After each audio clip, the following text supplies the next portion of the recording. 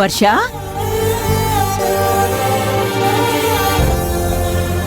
వర్ష ఏంటి ఇక్కడ పడుకుంది?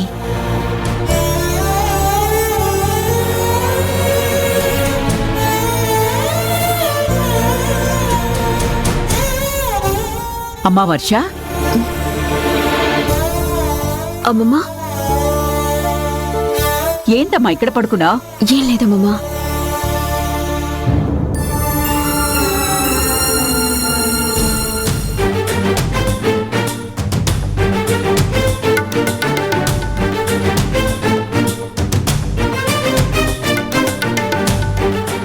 అమ్మమ్మా, రాత్రి నుంచి రాజీవ్ గారు ఇక్కడే ఉన్నారమ్మమ్మా. బయట అలాగే నిలబడున్నారు.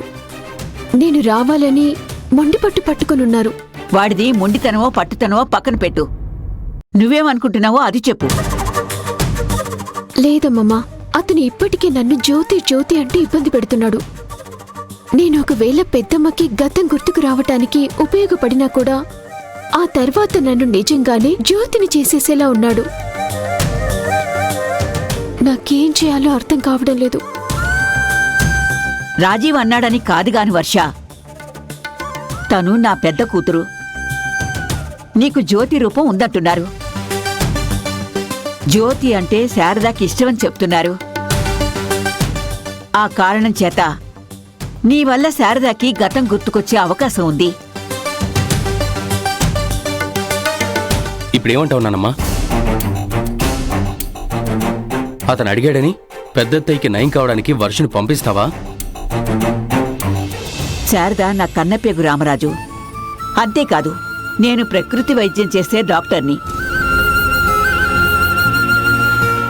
వైద్యం వృత్తిగా స్వీకరించే వాళ్ళకి ఉండాల్సిన ఖచ్చితమైన నియమం, రోగి ఎవరైనా ఎలాంటి వారైనా చివరికి శత్రువైనా సరే పక్షపాతం లేకుండా ఖచ్చితంగా చికిత్స చేసి తీరాల్సిందే. లేదంటే ఆ వృత్తికే అవమానం.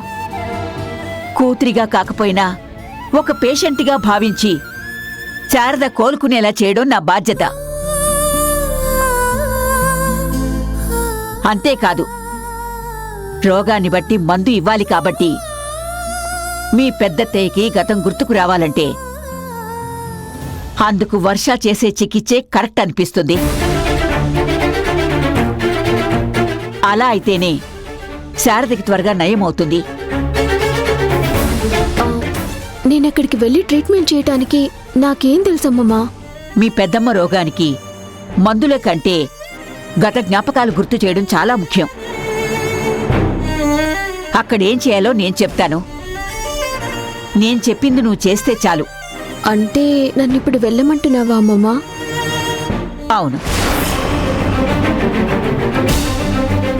నానమ్మా, వర్ష అక్కడికి వెళ్తే రాజీవ్ ఇబ్బంది పెడతాడు నానమ్మా. నేనొకటి చెప్తాను వినండి. ఈ ఇంటికి ఒక నియమం ఉంది.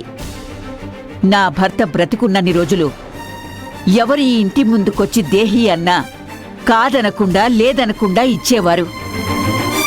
అదే ఈ ఇంటి ఆనవాయితీ అయింది. ఎంత కాదనుకున్నా రాజీవ్ నా మనవడు, నా కొడుకుకి కొడుకు. వాడే నా ఇంటి ముందు నిలబడి నా పెద్ద కూతుర్ని కాపాడమని ప్రాధేయపడుతుంటే కాదని ఎలా అనగలను? సహాయం కోరి వచ్చిన వాళ్ళు శత్రువైనా సరే సాయం చేయమని నా భర్త చెప్పాడు. నా భర్త మాట అనుసరించడమే నా విధి. అదే పాటిస్తున్నాను. అందుకే వర్ష వెళ్ళాలి.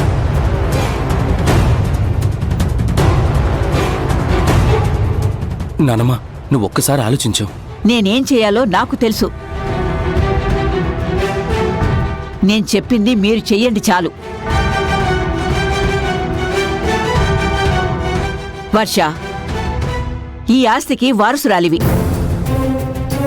నువ్వు ఆస్తితో పాటు ఈ ఇంటి నియమాలు, పద్ధతులు, కట్టుబాట్లు కూడా నువ్వు పాటించాలమ్మా. నువ్వెళ్ళి శారదకి ట్రీట్మెంట్ చెయ్యాలి.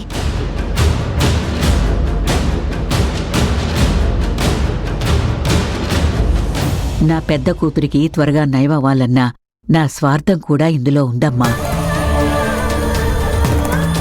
నా వల్ల శారదమ్మ కోలుకుంటుంది అంటే నాకు అంతకన్నా ఏం కావాలి?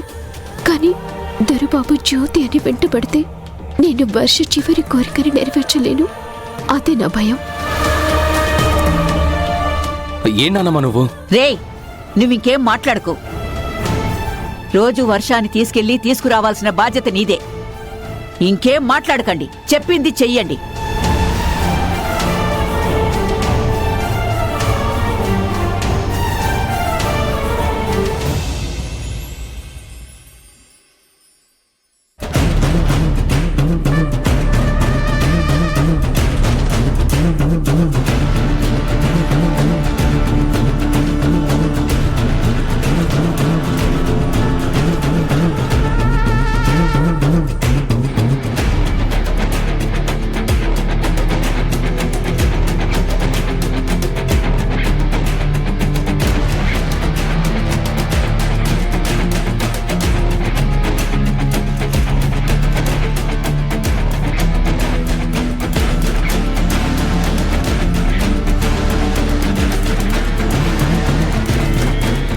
శ్రావ్య, రాజు ఎక్కడికి వెళ్ళాడు? రాత్రంతా రానేలేదు, కనీసం నాకు ఇన్ఫార్మ్ కూడా చేయలేదు. నీకేమన్నా తెలుసా? టెన్షన్ పడకండి అత్తయ్య. రాజు బ్రహ్మరాంబ గారింటి దగ్గరే ఉన్నాడు. అక్కడేం చేస్తున్నాడు? శారదమ్మకి ఇంజురీ అయింది కదా, ట్రీట్మెంట్ కోసం జ్యోతిని తీసుకురావడానికి వెళ్ళాడు. తను వర్ష కదా? అదే వర్షానే అనుకోండి. అసలు మీరేం చేస్తున్నారో మీకైనా అర్థమవుతోందా శ్రావ్య? ఫుల్ క్లారిటీగా అర్థమవుతుంది అత్తయ్య. నాకైతే అలా అనిపించడం లేదు.